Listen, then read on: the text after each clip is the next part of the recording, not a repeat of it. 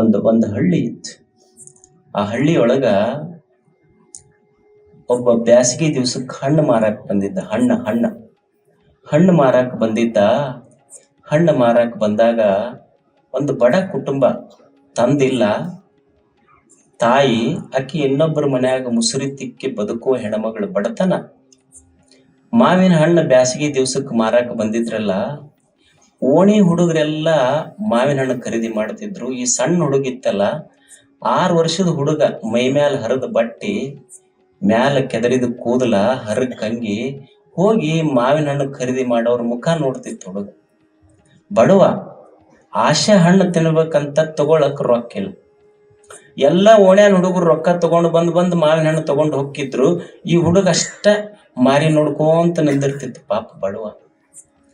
ಆದ್ರೆ ಮಾವಿನ ಹಣ್ಣು ಮಾರುವ ಮನುಷ್ಯನ ಮನಸ್ಸು ಚಲೋ ಇತ್ತು. ಅವ ಏನಂದ ಅಂದ್ರ, ನೀನು ಮಾವಿನ ಹಣ್ಣು ತಗೊಳ್ಳೋ ಅಂದ ಆ ಹುಡುಗ. ಆ ಹುಡುಗಂತೂ, ಇಲ್ಲ, ನಾವು ತಗೊಳಕ್ ಆಗೋದಿಲ್ಲ, ನಾವು ಬಡವ್ರದೇವಿ. ಅವಾಗ ಅವ ಮಾವಿನ ಹಣ್ಣು ಮಾರ ಮನುಷ್ಯ ಅಂತಾನ, ಬಡವಿದ್ರೆ ಏನಾಯ್ತು ತೋಳೋ, ನಾನ್ ನಿನಗೊಂದು ಪುಕ್ಕಟೆಯಾಗಿ ಕೊಡ್ತೀನಿ ತಗೋ ಅಂದ. ಅವಾಗ ಹುಡುಗಂತಾನ, ನೋಡು, ನಾ ಪುಕ್ಕಟೆ ಒಲ್ಲೆ.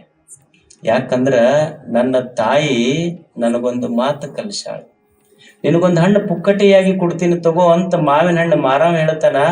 ಬಡವ 6ನೇ ಕ್ಲಾಸಿನ ಹುಡುಗ ಹೇಳ್ತಾನ, ನೋಡು, ನಮ್ಮವ್ವ, ನಾವು ಬಡವ್ರು ಇರಬಹುದು, ನಮ್ಮ ಅಪ್ಪ ಇಲ್ಲ, ನಾ ಬಡವದೀನಿ, ಆದ್ರೆ ನನ್ನ ತಾಯಿ ಮಂದಿ ಮನ್ಯಾಗ ಮುಸುರಿ ತಿಕ್ಕಿ ಬದುಕುದ್ರು ಸಹಿತ ನನಗೊಂದು ನೀತಿಯ ಮಾತು ಕಲಿಸಾಳ ನನ್ನ ತಾಯಿ. ನನ್ನ ತಾಯಿ ಏನು ಕಲಿಸಾಳ ಅಂದ್ರ, ಮಗ, ನೀ ಈ ಜಗತ್ತಿನೊಳಗ ಬೆಳೆದು ದೊಡ್ಡವ ಅನಿಸ್ಕೋಬೇಕಾಗಿತ್ತಂದ್ರ ಎಂದೂ ಪುಕ್ಕಟೆಯಾಗಿ ಇನ್ನೊಬ್ಬರದು ತಿನ್ನಬೇಡ ಅಂತ ನಮ್ಮ ತಾಯಿ ಕೊಟ್ಟ ಸಂಸ್ಕಾರ ಇದು ನಮಗ.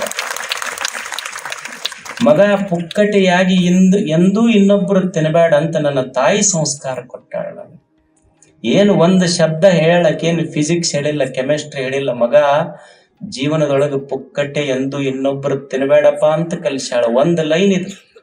ಎಂದೂ ಜೀವನದಾಗ ಪುಕ್ಕಟೆಯಾಗಿ ಇನ್ನೊಬ್ಬರದು ತಿನ್ನುವುದು ಬೇಡಪ್ಪ ಅನ್ನುವ ಒಂದೇ ಒಂದು ಲೈನ ನಮ್ಮ ಶಾಲೆ, ಕಾಲೇಜು, ವಿಶ್ವವಿದ್ಯಾಲಯಗಳಲ್ಲಿ ಮಕ್ಕಳ ಎದೆಯೊಳಗೆ ಮೂಡಿಸಿ ಬಿಟ್ರೆ ಭಾರತ ವಿಶ್ವಗುರು, ಮತ್ತೇನು ಮಾಡೋದು ಬೇಕಾಗಿಲ್ಲ. ನಾವು ಇದು ಒಂದು ಶಬ್ದ ಸರ್.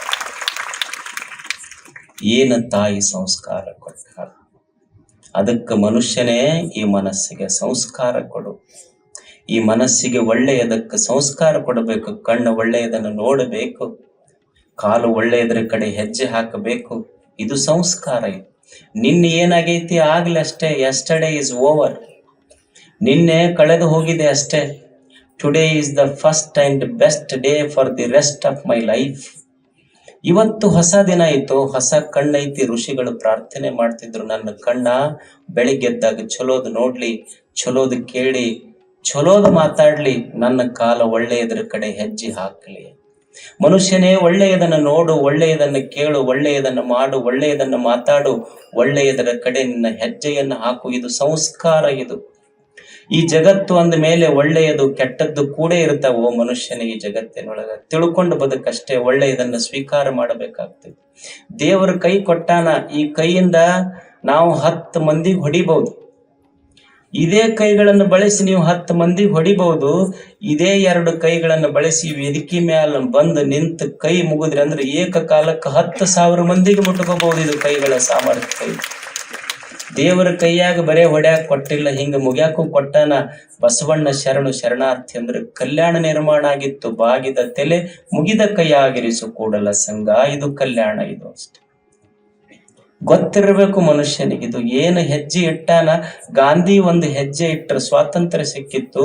ಬಸವ ಒಂದು ಹೆಜ್ಜೆ ಇಟ್ಟರೆ ಕಲ್ಯಾಣ ನಿರ್ಮಾಣ ಆಗಿತ್ತು. ಅವನ ಹೆಜ್ಜೆಯ ಗುರುತುಗಳು. ಒಳ್ಳೆಯದು ಕೆಟ್ಟದ್ದು ಇರ್ತೈತಿ. ಜಗತ್ತಂದ್ರೆ ಹೆಚ್ಚು ಕಡಿಮೆ ಇರುವುದಲ್ಲ. ಈಗ ನೀವು ಮೈಂದರಿ ಊರಿಗೆ ಬರ್ತೀರಿ. ಮೈಂದರಿಗೆ ಊರಿಗೆ ಬರುವಾಗ ಊರು ಮುಂದ ತಿಪ್ಪಿನೂ ಕಾಣ್ತಾವ, ನಿಮ್ಗ ಹೂವಿನ ಗಿಡನೂ ಕಾಣ್ತಾವ. ಎರಡೂ ಇರೋದಲ್ಲ ಊರಂದ ಮೇಲೆ. ಮೈಂದರಿಗೆ ಬಂದಾಗ ನೀವು ತಿಪ್ಪಿನೂ ಕಾಣ್ತಾವ, ಹೂವಿನ ಗಿಡನೂ ಕಾಣ್ತಾವ. ಮನುಷ್ಯನೇ ಮುಂದಿನ ಊರಿಗೆ ಹೋಗಿ ಹೇಳುವಾಗ ಮೈಂದರಿಗೆ ಊರಿನ ತಿಪ್ಪಿ ಪ್ರಚಾರ ಮಾಡಬೇಡ, ಇಲ್ಲಿ ಹೂವ ಪ್ರಚಾರ ಮಾಡುವುದನ್ನ ಕಲಿ. ಇದು ಜೀವನ. ಇದು ಅಷ್ಟೇ. ಜಗತ್ತಂದ ಮೇಲೆ ಒಳ್ಳೆಯದು ಕೆಟ್ಟದ್ದು ಎರಡೂ ಇರ್ತಾವ ಅಷ್ಟೇ.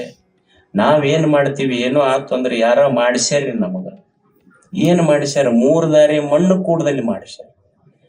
3 ದಾರಿ ಮಣ್ಣು ತೊಗೊಂಬಂದು ತಲಿ ತಿಕ್ಕ್ಯಾರ ನಮಗ.